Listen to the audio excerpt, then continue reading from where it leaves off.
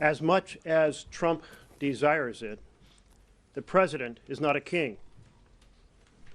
As much as Trump desires it, a law is not a suggestion. These are not questions of opinion. These are principles at the heart of our constitutional system. It's at the heart of our checks and balances. And thus we have a constitutional crisis. Just last week, Russell Vought came before the Budget Committee in a hearing, and the things he spoke to laid out a three-part plan for this administration. Part one, salvage the programs that families depend on, be on their feet, and thrive and move into the middle class. Part two, borrow trillions and run up the deficit. Part three, give massive tax giveaways to the wealthiest Americans.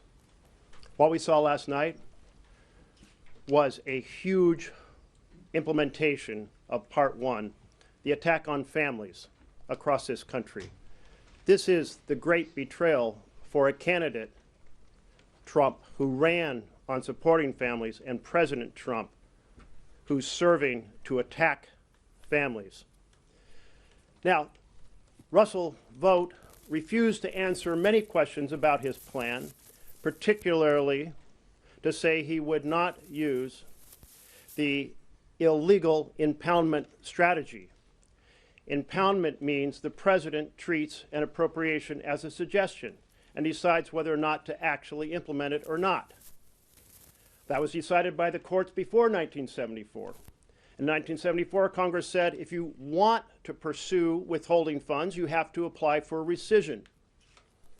And this was further affirmed when the Supreme Court vetoed the line item budget process.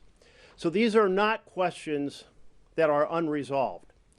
This is why the budget Dems are going to call upon the postponement, 2-week postponement of Mr. Vought's confirmation in committee, vote in committee, until we answer these questions and resolve this constitutional crisis.